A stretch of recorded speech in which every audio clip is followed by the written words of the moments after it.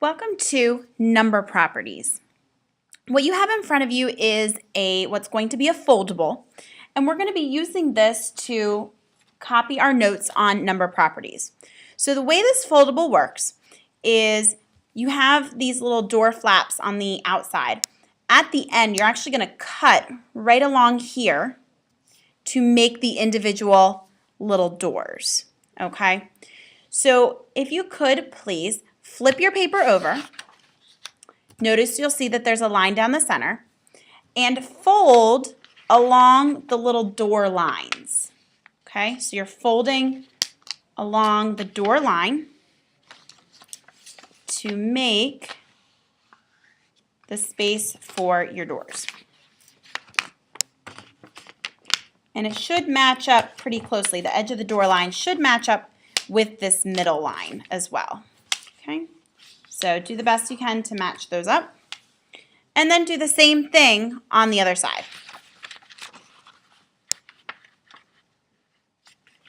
As best you can.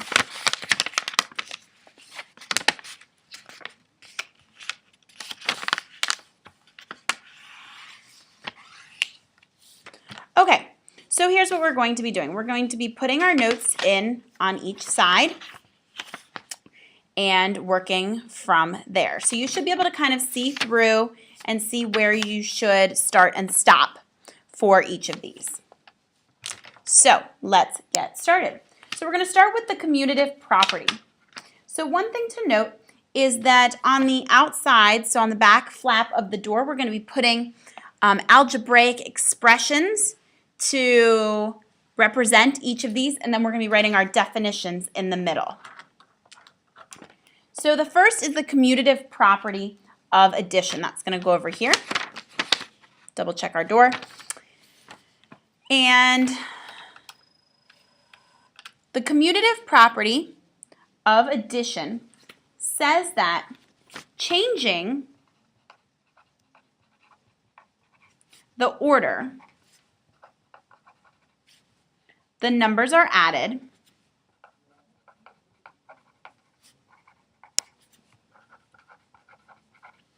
doesn't change the sum.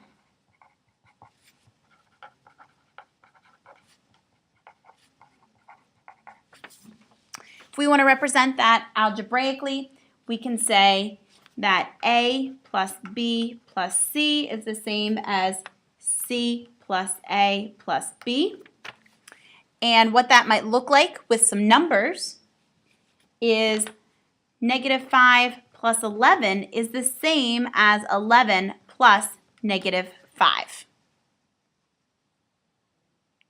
All right? So now let's move on to the opposite side, which is the commutative property of multiplication. And if any of the letters got cut off, just go ahead and fix those as we go. So the commutative property of multiplication very similarly says that changing the order the numbers are multiplied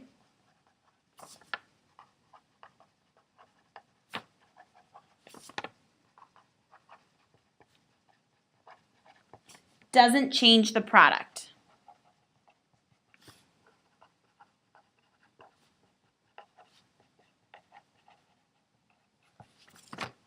So, algebraically, that may look like H times J is equal to J times H. We can say that -8 times 6 times 2 is the same as 2 times -8, I'm running out of room, times 6. Hopefully yours fit. So that's the commutative property. So for both addition and multiplication, I can rearrange the numbers as long as it's all the same operation going on and do them in whatever order makes sense for me. Next is the associative property. So next is the associative property. And the associative property of addition says that changing the grouping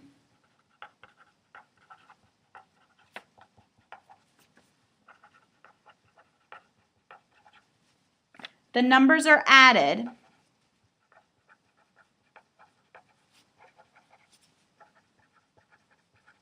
doesn't change the sum.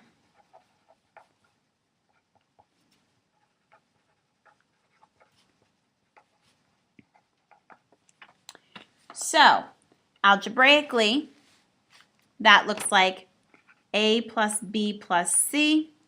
I can add A and B, then C, or I can add B and C, and then A.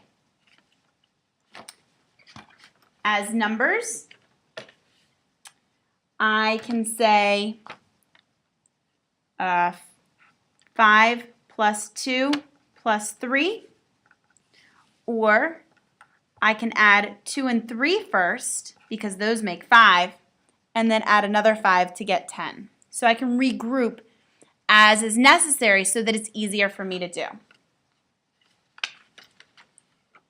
The associative property of multiplication says basically the same thing. Changing the grouping, the numbers are multiplied in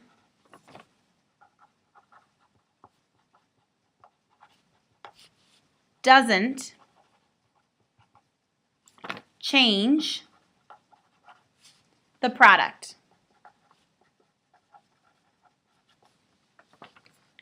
So I can say D times E times F, or I can do D times E times F together. With numbers, I can say negative 5 times 6, that answer times 12, or negative 5 times 6 times 12.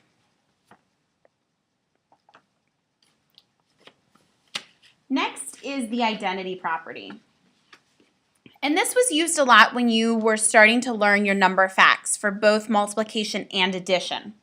The number property is also going to become very valuable when we go to solve equations. Or excuse me, the identity property is going to be very valuable when we go to solve equations. So this one says the sum of any number and 0 is the original number.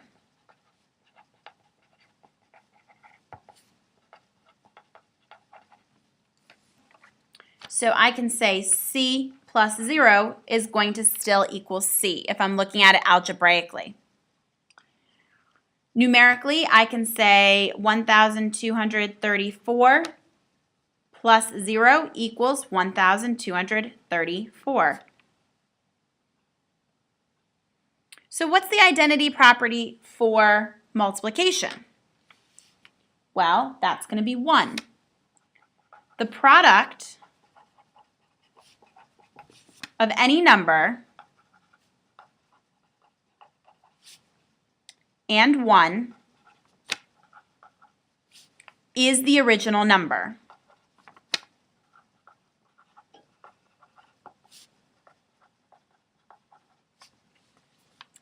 So I can say 1 times A is going to equal A. I can say negative 86 times 1 equals negative 86.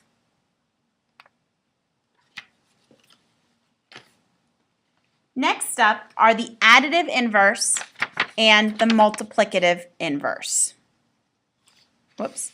Additive inverse and multiplicative inverse is what we're looking at next.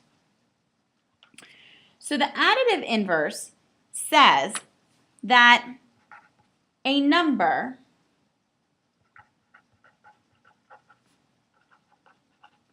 and its opposite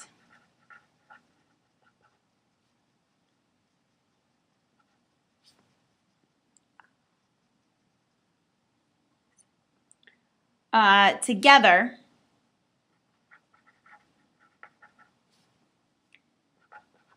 have a sum of 0.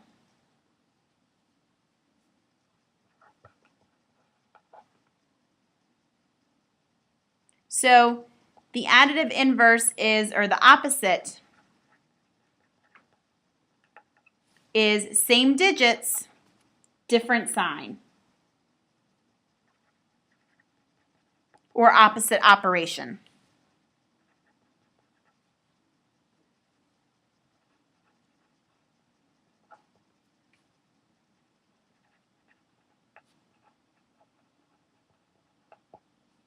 So for example, I can say negative f plus positive f are going to equal 0.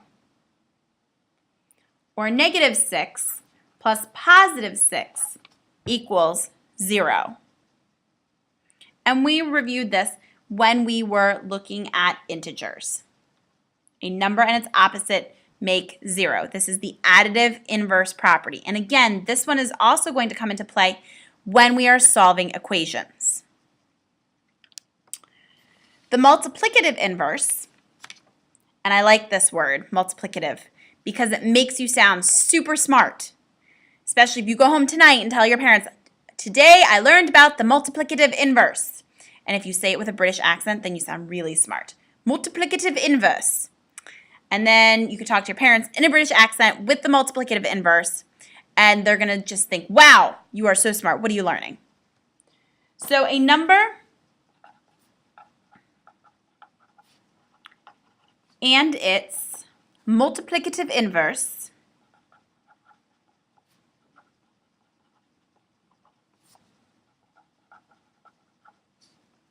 have a product of 1.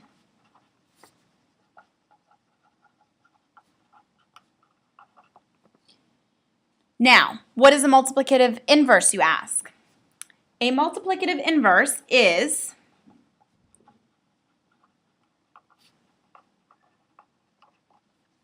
it is the reciprocal of the original number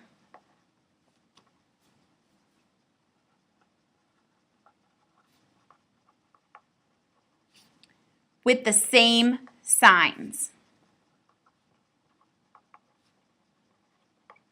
So if the original was negative, the multiplicative inverse is also going to be negative. So for example, I might say that h times 1 over h is going to equal 1. 1/3 times 3 over 1 is equal to 1. All whole numbers are over 1. If I said negative 5/6 times negative 6/5, that is also going to give me 1 because I get 30 over 30 and that simplifies to 1.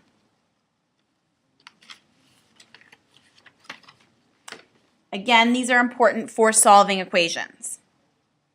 So next up is the addition property of 0.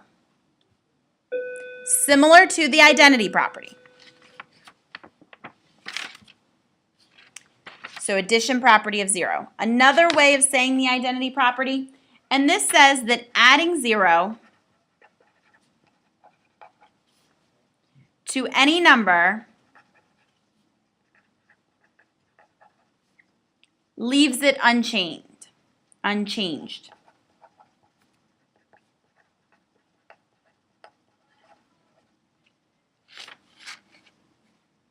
So a plus 0 equals a.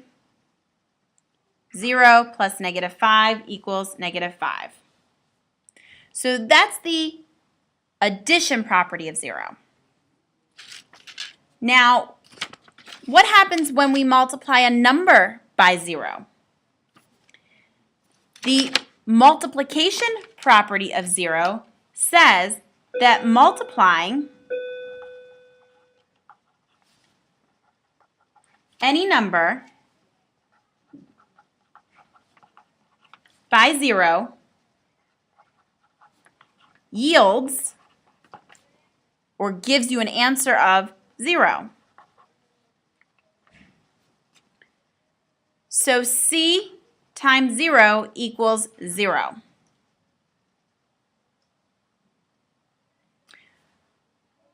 0 times 47 equals 0.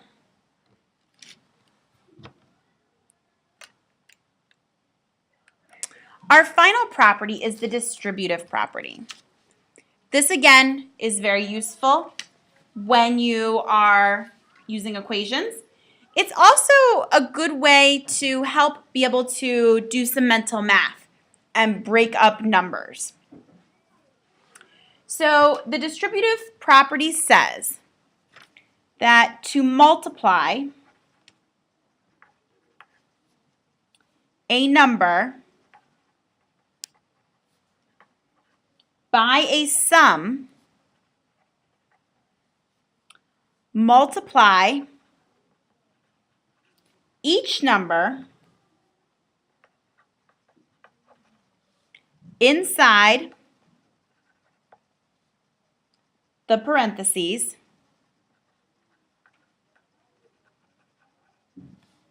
by the number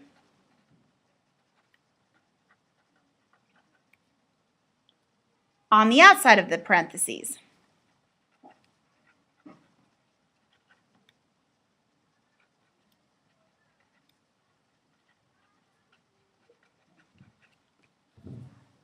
All right, so let's look at what this looks like algebraically.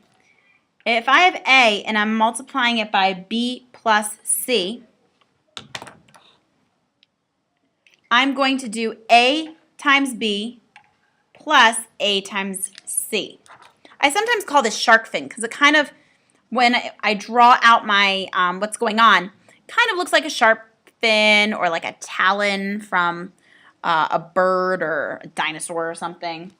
So this means that A times B, and I'm going to add that to A times C. Since we don't know the values of A, B, and C, we can't simplify this one any further. But let's say that we are using this strategy for multiplying bigger numbers.